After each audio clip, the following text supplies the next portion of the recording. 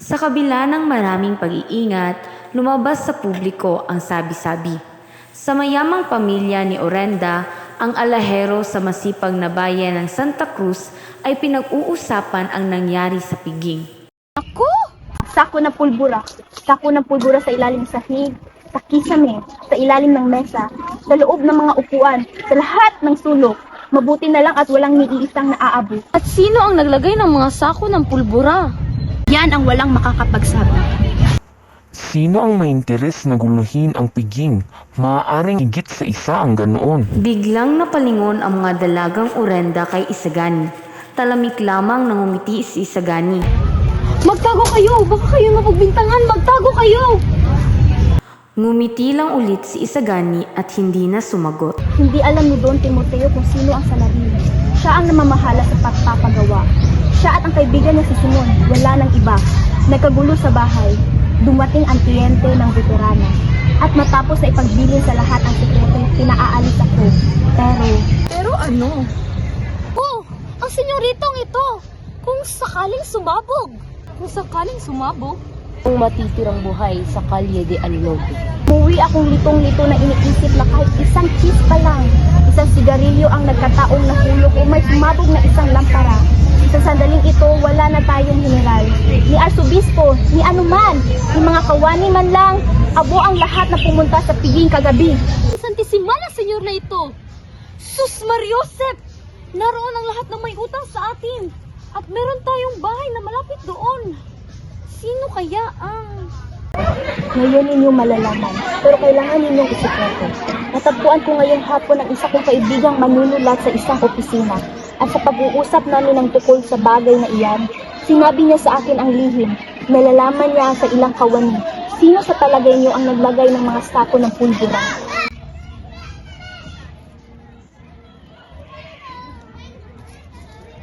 Ang mga praile? Ang chituing kiruga? Isang estudyante? Si Makaraing! Ang alaherong si Simon!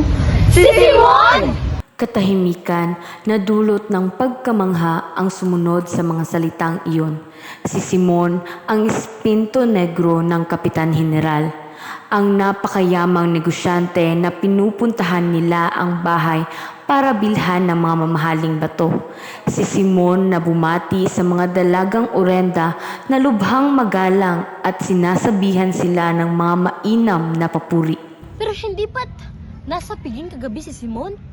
Oo, pero naalala ko na. Umalis siya sa bahay nung nagsimula na ang kainan. Umalis siya para kunin ang regalo niya sa kasal. Pero hindi ba't kaibigan sila ng general? Hindi ba't kasosyo nila si Don Timoteo? Oo, nakisama para magawa ang pakay at para mapatay ang lahat ng Espanyol. Ah, ngayon ako nalinawan. Saan? Ayaw niyo kasing paniwalaan yung sinabi ni Tia Tentay. Si Simon, yung diablo na nakabili sa kaluluwa ng lahat ng mga Espanyol. Kaya na sabi ni Tia Tentay.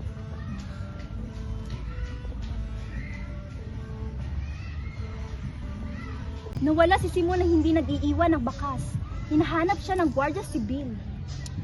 Oo, hanapin nila ang demonyo. Marami nang nalinawan ngayon. Ang malaking kayamanan ni Simon, ang kakaibang amoy ng bahay niya, amoy asupre. Kaya pala kagabi. Kagabi? Kagabi, habang kumakain kami, nagkaroon ng kaguluhan. Namatay ang ilaw sa kinakainan ng general. Sinasabing, ninakaw ng isang di kilala ang lamparang regalo ni Simon. Isang magnanakaw?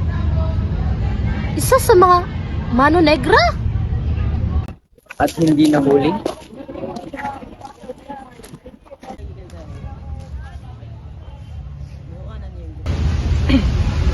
Lumundag sa ilog at walang nakakita. May nagsasabing Espanyol daw. Ang iba, Indio. Ang iba naman, Chino daw. Pinaniniwalaang sa pamamagitan ng lamparang yon, pag-aalabin ang buong bahay, ang pulbura. Sayang, kasama ng ginawa ng magnanakaw. Namatay na sana lahat. Kailan may di maganda ang kumuha ng hindi iyo? Kung alam lang nagmagnanakaw kung anong nangyayari at kung nakapag-isip-isip lang yon. At syak na hindi magagawa niya yon. Ayaw kong malagay sa sitwasyong iyon. Kahit ano man ang yalok sa akin. At nagsatuloy sila sa pagkukuro-kuro at pagpapalapalagay. Matapos ang isang oras, nagpaalam na si Isagani sa pamilya para manirahan sa bambuhay kasama ang tiyo niya.